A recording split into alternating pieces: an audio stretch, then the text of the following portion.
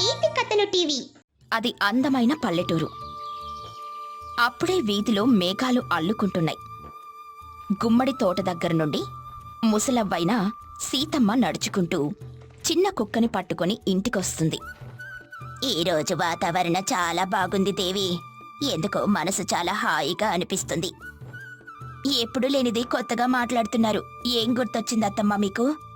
ఈ రోజుల్లో ఇలా వర్షం పడేటప్పుడు నా భర్త రాములు, నా కొడుకు శేఖర్ చక్కగా ఇలాంటి వాతావరణంలో మటన్ కూర వండుకొని తినేవాళ్ళం. ఇంతలో అక్కడికొచ్చిన శేఖర్, ఏంటమ్మా దేవితో ఏదో చెప్తున్నావు? ఏం లేదురా, చిన్నప్పుడు నువ్వెంత ఇష్టంగా మటన్ కూర తినేవాడివో ఇలాంటి వాతావరణంలో అని గుర్తు చేసుకుంటున్నా. నిజమేనమ్మా, నువ్వు మటన్ కూర వండితే ఆ రుచే వేరు. నాన్న నేను లొట్టలేసుకుని తినేవాళ్ళం. సీతమ్మ మనవడు రాజు సీతమ్మ కొంగును తుడుచుకుంటూ, నానమ్మా నువ్విలా చెప్తుంటే నాకు కూడా తినాలనిపిస్తుంది నానమ్మా. నువ్విలా చెప్పటం కాదు, నాన్నను వెళ్ళి మటన్ కూర తీసుకురమ్మని చెప్పు. ఇక్కడెక్కడి మటన్ కూర మీ నానమ్మ వండదురా. మీ తాతయ్య స్నేహితుడు గంగయ్య ఊరు నుంచి తెచ్చిన మటన్ కూర మాత్రమే వండుతుంది. ఏమోరా, అన్నయ్య ఊరు నుండి తెచ్చిన మాంసం చాలా రుచిగా ఉంటుంది. అదే నాకు కూడా వండడం అలవాటైపోయింది. ఇలాంటి వర్షంలో కుండలో మటన్ కూర వండితే ఆ రుచి అద్భుతం. మీరు చెప్పింది బాగానే ఉంది కానీ ఇప్పుడే మాంసం గురించి చెప్తున్నావు కానీ అత్తమ్మ, ఈ వానలో ఎవరు తీసుకొస్తారు చెప్పండి? అదేంటో గాని ఆ గంగయ్య మావయ్య మా అమ్మ అతని తలుచుకునే వారంలోపే వస్తాడింటికి. అవునా, భలే వింతగా ఉంది. అయినా అత్తమ్మ, మీకెందుకు అంతగా మటన్ కూర ఇష్టం? వానంటేనే మటన్ పులుసు గుర్తుకొస్తుంది. మా రోజుల్లో వర్షం కురిస్తే మా నాయనమ్మ పొగాకు తాగుతూ చిటికెలో వేప మట్టితో మటన్ పులుసు వండేది. ఇప్పుడంత రుచిగా ఎవరు వండుతున్నారు చెప్పు? కాబట్టి నేను వండుతాను, నువ్వు నేర్చుకో. అలా 2 రోజులు గడిచాయి. గంగయ్య సీతమ్మ ఇంటికి వచ్చాడు. చెల్లెమ్మా బావున్నావా? చూసావా దేవి, నిన్ననే చెప్పాను కదా గంగయ్య మావయ్య వస్తాడని. అనుకున్నట్టుగానే వచ్చేశాడు. ఏంట్రా నా గురించి నా కూతురికేదో చెప్తున్నావు? ఏం లేదు మావయ్య, నీ గురించే నిన్న మాట్లాడుకున్నావులే. అందుకేనా సీతమ్మని చూడాలన్న ఆలోచన నా మదిలో కలిగింది. ఇదిగో ఇలా వచ్చాను. ఎలానో వచ్చావు? మీ ఊరి నుంచి మటన్ కూర తేలేకపోయావా? నేను మటన్ కూర తేలేదని నీకెవరు చెప్పారా? మటన్ కూర తీసుకురావడానికి నేనిక్కడికి వచ్చాను. నిన్న వాతావరణానికి సీతమ్మకి నేను బాగా గుర్తొచ్చుంటానని ఆలోచించే మటన్ కొని తీసుకొచ్చాను. చూసావా శేఖర్, నన్ను మా అన్నయ్య ఎంత బాగా అర్థం చేసుకున్నాడో. ఈ మటన్తో మంచిగా కూర వండుతాను, కడుపు నిండా తిని వెళ్ళు, సరేనా? ఏం మాట్లాడుతున్నావు చెల్లెమ్మ? ఈ రోజు నాకు మంచి కూర దొరుకుతుందని చెప్పి ఉదయం కూడా ఏమీ తినకుండా వచ్చాను, కడుపు నిండా తిందామని చెప్పి. 1 గంటలో వండి పెడతాను, అలా కూర్చొని మీరు మాట్లాడుతూ ఉండండి. వంటగదిలో సీతమ్మ, దేవి ఇద్దరూ కూడా ఇలా మాట్లాడుకుంటూ ఉంటున్నారు. అసలు అంత రుచిగా ఎలా చేస్తారత్తమ్మా? ఏం లేదు కోడలా, ఒక మట్టి కుండ తీసుకుని పొయ్యి రాచేసి మటన్ని బాగా కడిగి శుభ్రం చేసి కుండలో నూనె, ఉల్లిపాయలు, పచ్చిమిరపకాయలు, అల్లం వెల్లుల్లి దంచి వేసి ఉప్పు, కారం, పసుపు అన్నీ కలిపి పెట్టేసి మూత పెట్టి ఉడికించేస్తే సరి. అంతేనా? ఇంత సులభమా? వంట అందరూ చెయ్యొచ్చు కానీ రుచిగా కొంతమంది చేతుల్లోనే కుదురుతుంది. అది ఎంతో ఇష్టంతో ఏకాగ్రతతో చెయ్యాలి. ఒక్క వంటే కాదు, మనం ఏ పని చేసినా కూడా శ్రద్ధతో చేస్తే ఆ పని మనకు ఎంతో సులభమవుతుంది. ఏదైనా పని మనం ఇష్టంతో మొదలుపెట్టినప్పుడే ఆ పని పూర్తయిపోతుందని నమ్మకం ఉండదు. ఆ పని పూర్తవ్వాలంటే నీలో ఓర్పు, సహనం, శ్రద్ధ, కష్టం ఉంటేనే ఆ పనిలో గెలుపు సాధించగలవు. మీరు చెప్పింది నిజమే అత్తమ్మా. పెద్దల మాట చద్దన్నం మూటాని ఊరికే అనరు కదా. చెల్లెమ్మ, వాసనలు గుమగుమలాడిపోతున్నాయి. ఇంకా ఎంతసేపు వండుతావు? త్వరగా వడ్డించేయి, ఆకలేస్తుంది, తింటాం గాని. నువ్వు ఆగరా అన్నయ్య, ఇంకో 1/2 గంటలో అయిపోతుంది. వంట వడ్డించేస్తాను. అత్తమ్మా, నిజంగా వంట వాసన గుమగుమలాడిపోతుంది. మీ చెయ్యి వంటే అద్భుతం. అత్తమ్మా, నాకొక సందేహం. ఇప్పుడే మటన్ కూర వండాలని ఎందుకు అనిపించింది మీకు? అప్పట్లో మీ మావయ్య బ్రతికుండేటప్పుడు నాకిష్టమని మటన్ ఎక్కడ దొరికినా ఎంత దూరమో వెళ్ళి తీసుకుని వచ్చేవారు. నాకు ఈ ఇష్టం వర్షాకాలంలో కలిగేది. అవునా అత్తమ్మా? అయితే మావయ్య మిమ్మల్ని బాగా చూసుకునేవారైతే. బాగా కాదు, బంగారంలా చూసుకునేవారు. అయితే నేను నిన్నిప్పుడు చూసుకోవటం లేదా అమ్మా? నీకు వంటగదిలో ఏం పనిరా? మా మాటలు దొంగచాటుగా వింటున్నావా? అదేం లేదమ్మా, బాగా నీ వంట వాసన బయటికొస్తుంది. చూసావా దేవి, వీడు ఎంతే. మటన్ కూర చెయ్యడం మొదలుపెట్టిన దగ్గర నుండి అది పూర్తయ్యేంత వరకు అస్సలు ఒప్పుకోవడం. చిన్నపిల్లల చేష్టలు పోలేదింకా వీడికి. సీతమ్మ మాటలకు దేవి నవ్వింది. నిజమే అత్తమ్మ, ఈ వాసనకి ఎవరైనా ఉండలేరు. ఎంత త్వరగా తినేద్దామా అనిపిస్తుంది. అందులో తప్పేముంది? ఇంకా ఎంతసేపు సీతమ్మా? ఆకలేస్తుంది, కడుపులో ఎలకలు బరగడుతున్నాయి. త్వరగా వడ్డించు. అంత ఓపిక లేకుండా ఎలా ఉన్నారసలు మీరు? కూర వండే అంత సమయం కూడా ఇవ్వడం లేదు నాకు. సీతమ్మ మాటలకు అందరూ నవ్వారు. అందరూ ఒకే దగ్గర కూర్చుని వేడి వేడి మటన్ పులుసుతో అన్నం తింటున్నారు. ఆహా, రుచి అద్భుతం. అమ్మా, ఇంత రుచిగా చేసావేంటి? ఈ వంట వాసనకి ఊరంతా ఇక్కడికే వస్తారు. అలా చేసావమ్మా నువ్వు వంట. నువ్వు మరీ పొగడయ్యకురా, ఇంకొంచెం కూర వేస్తాన్లే. ఆయన చెప్పింది నిజమే అత్తమ్మా, కూర నిజంగా అద్భుతంగా ఉంది. మీరు చెప్పినట్టుగా మీ చెయ్యి మటన్ కూర చెయ్యడంలో ఆరితేరిపోయిందనుకోండి. ఈ వర్షంలో మటన్ పులుసు గుర్తుండిపోయే జ్ఞాపకం. ఇంకెప్పుడు వర్షం పడినా కూడా మీరు ఈ మటన్ కూరే గుర్తుకొస్తుంది నాకు. నానమ్మా, ఈ కూర మళ్ళీ చేస్తావా? ఎందుకు మనవడా అలా అడిగావు? ఈ వంట రుచి నా స్నేహితులకు కూడా చూపిస్తాను నానమ్మా. సరేలే, నీ స్నేహితులని తీసుకొనిరా. నేను వండి పెట్టాలంటే మీరు బాగా చదువుకోవాలి. అలాగే ఈ విషయం మీ స్నేహితులకు కూడా చెప్పు. సరే నానమ్మా, మా నానమ్మ బంగారం. ఇంతలో పక్కింట్లో ఉన్న బంగారమ్మ వచ్చింది. ఏంటి సీతమ్మా, నీ ఇంట్లో వాసనలు గుమగుమలాడిపోతున్నాయి. నాకు తెలిసి నువ్వు మటన్ కూడా ఖచ్చితంగా వండే ఉంటావులే. నువ్వు వండినట్టు ఎవ్వరూ వండరు. దేవి, కొంచెం గిన్నె అమ్మా. కొంచెం కూర వేస్తాను బంగారమ్మకు. అవసరం లేదులే, నేనే పట్టుకొని వచ్చాను. బంగారమ్మ మాటలకు అందరూ నవ్వుకున్నారు. నీలా ఎవరు వంట చేయలేరే సీతమ్మ. నువ్వు వండితే ఆ మటన్ కూర రుచే వేరు. నేను అనుకుంటూనే ఉన్నాను, ఇలాంటి వాతావరణంలో ఖచ్చితంగా సీతమ్మ మటన్ కూర వండుతుంది అని. ఎందుకంటే నేనెన్నో సంవత్సరాల నుండి చూస్తూనే ఉన్నాను కదా. సీతమ్మ తన పాత ఫోటో పక్కన పెట్టుకుని చిన్న అరటి ఆకుపై మటన్ పులుసుతో అన్నం పెడుతుంది. అప్పుడే మళ్ళీ వర్షం మొదలవుతుంది. ఏం చేస్తున్నారత్తమ్మా? ఫోటో దగ్గర కూడా పెడుతున్నారు. ముసలవ్వ నిశ్శబ్దంగా, ఎందుకో మీ మావయ్య గుర్తుకొచ్చారు.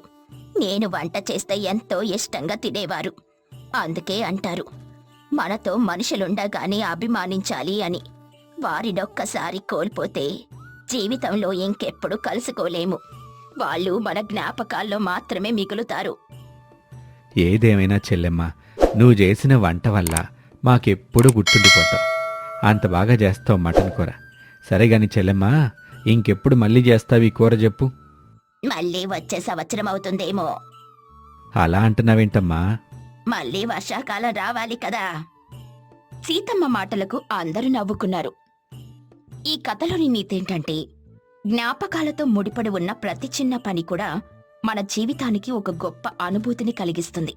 మన వయసు ఎంతైనా సరే, మనం ప్రేమతో చేసిన పనుల రుచి ఎప్పటికీ చెరగదు. అమ్మ ప్రేమ, కుటుంబ అనుబంధం, జ్ఞాపకాలు కలిసినప్పుడు వంటకమే కాదు, జీవితం కూడా మంచిగా మారుతుంది. అనగనగా ఒక ఊరిలో రాఘవయ్య కుటుంబం ఉండేది. రాఘవయ్యకు భార్య దేవి, కొడుకు రామయ్య ఉండేవారు. రాఘవయ్య కొడుకుని బాగా చదివించాడు.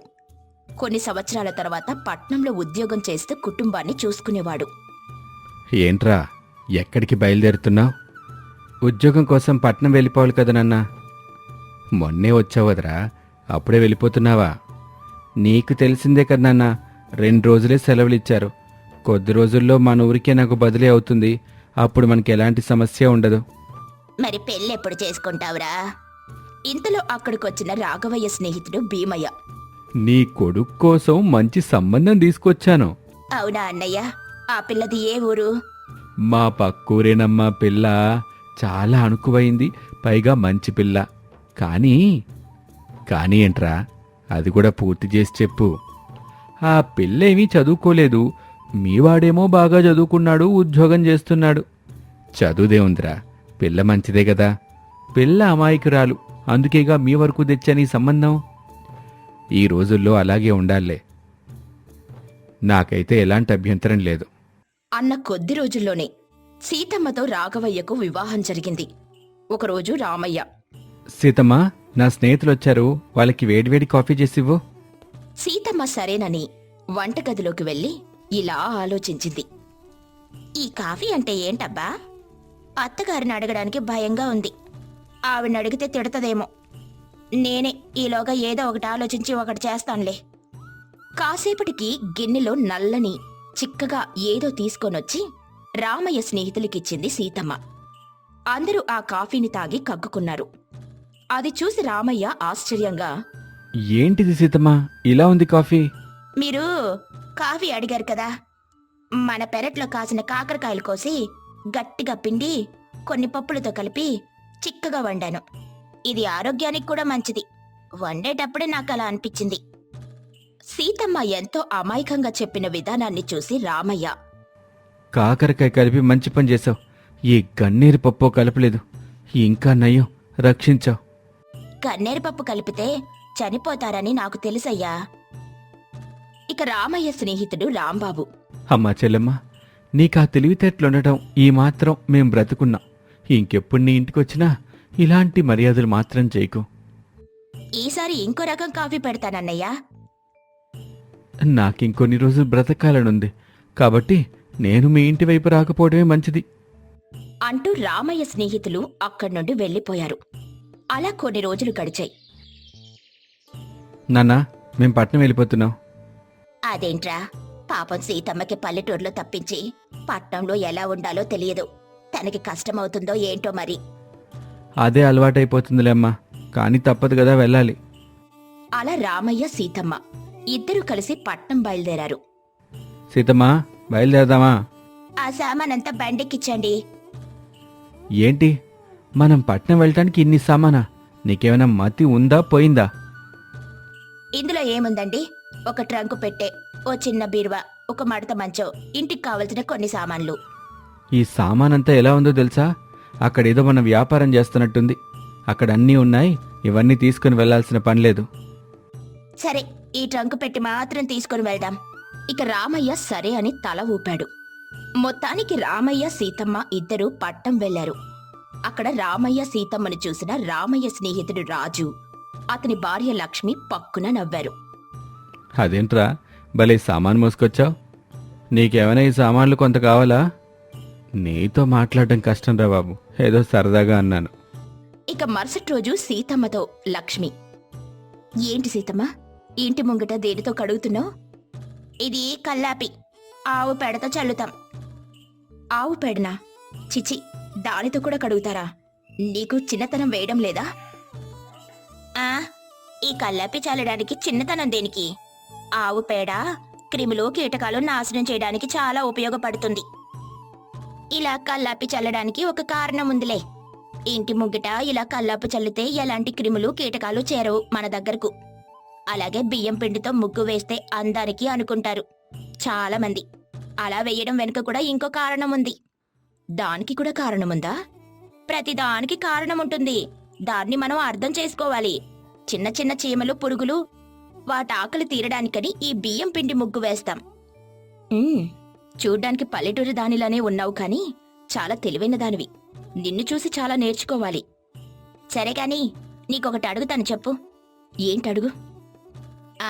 మా ఆయన వారానికొకసారి బట్టలు ఇస్త్రీ చేపిస్తానని చెప్పి ఎక్కడికో బట్టలు తీసుకుని వెళ్తున్నారు. తీసుకుని వెళ్లేటప్పుడు మడత పడిన బట్టలు ఇస్త్రీ తీసి తీసుకుని వచ్చిన తర్వాత చాలా బాగా కనిపిస్తున్నాయి, ఒక్క మడత లేకుండా. అదెలా సాధ్యం? ఓ అదా. ఒక ఇనప డబ్బాలో వేడివేడి బొగ్గులు వేసి బట్టలు మడత పెట్టి పాముతారు. అలా చేయడం వెనుక కారణం ఆ బొగ్గులు వేడి వల్ల బట్టలు సులువుగా అవుతాయి. అయినా ఇది నీకు తెలీదా? నాకెలా తెలుస్తుంది? మాది పల్లెటూరు. సరే, ఒక పని చేద్దాం. ఆ పల్లెటూరి పద్ధతులు నీకు నేర్పిస్తాను.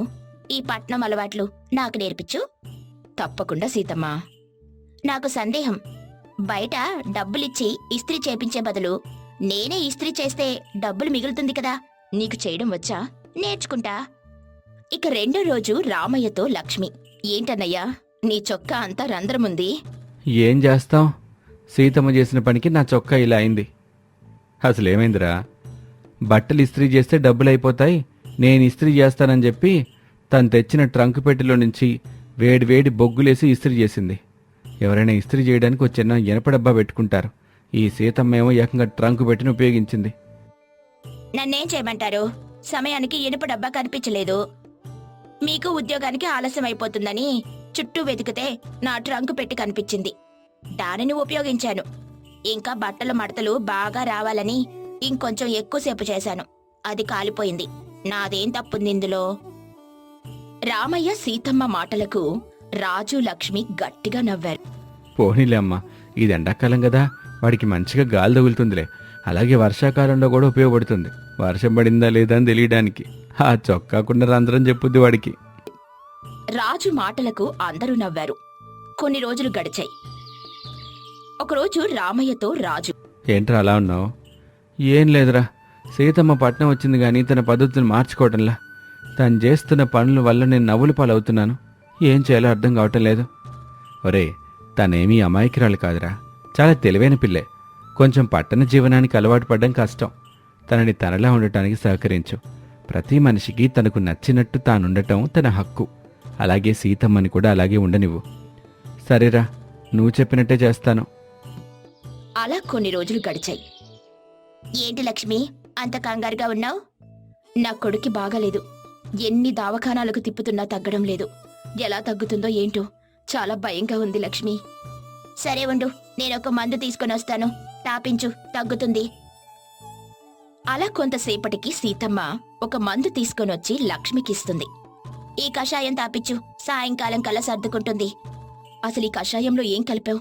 ఎన్ని మందులు వాడినా తగ్గని బాధ ఒక్క కషాయం వల్ల ఎలా తక్కింది? ఏ లేదులే, మిరియాలు, నీరు, తులసాకులు కలిపి కషాయం పెట్టాను అంతే. మనకి ఒంట్లో బాగా పోయినప్పుడు ఇలా చేస్తే ఏదైనా టక్కున తగ్గిపోవాల్సిందే. అప్పుడే అక్కడికొచ్చిన రామయ్య రాజుతో లక్ష్మి జరిగిందంతా చెప్పింది. చూసావా రామయ్య, నీ భార్య తెలివితేటలు. ఎవరిని తక్కువ అంచనా వేయకూడదు. ఎవరికి ఉండాల్సిన తెలివితేటలు వాళ్ళకుంటాయి. వాళ్ళని మనం ప్రోత్సహించాలి. సీతమ్మకు తెలిసిన వైద్యం నా కొడుక్కి ఉపయోగపడింది. నువ్వు చెప్పింది నిజమేరా. ఈ కథలోని నీతేంటంటే, ఎప్పుడు ఏ వ్యక్తిని తక్కువ చేసి చూడకూడదు. ప్రతి వ్యక్తి విలువైన వాడే.